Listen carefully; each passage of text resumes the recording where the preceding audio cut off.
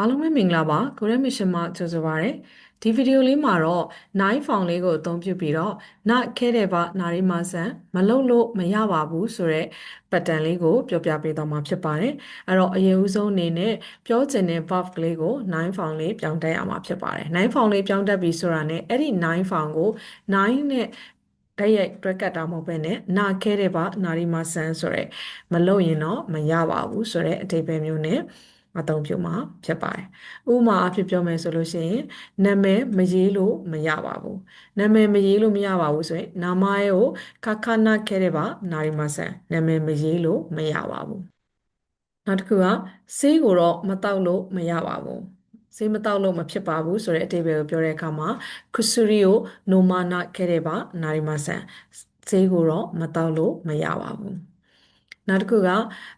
ပတ်စံကိုတော့မပေးချေလို့မရပါဘူးစီမင်းစည်းကမ်းတွေကိုပြောတဲ့အခါမှာပတ်စံကိုအရင်ဦးဆုံးပေးချေရပါမယ်မပေးချေလို့မရပါဘူးလို့ပြောတဲ့အခါမှာငွေကြေးပေးဆောင်တာဖြစ်တဲ့အတွက်ဟာရိုင်မတ်နဲ့သုံးမှာဖြစ်ပါတယ်ဒါဆိုလို့ရှိရင်โอคาเนโอဟာရဝနာခဲတယ်ပါနာရီမဆန်အဲ့တော့9ဖောင်ပုံစံမျိုးနဲ့ဟာရ imas ကနေပြီးတော့ဟာရဝ9ဟာရဝ9ကနေပြီးတော့ဟာရဝနာခဲတယ်ပါ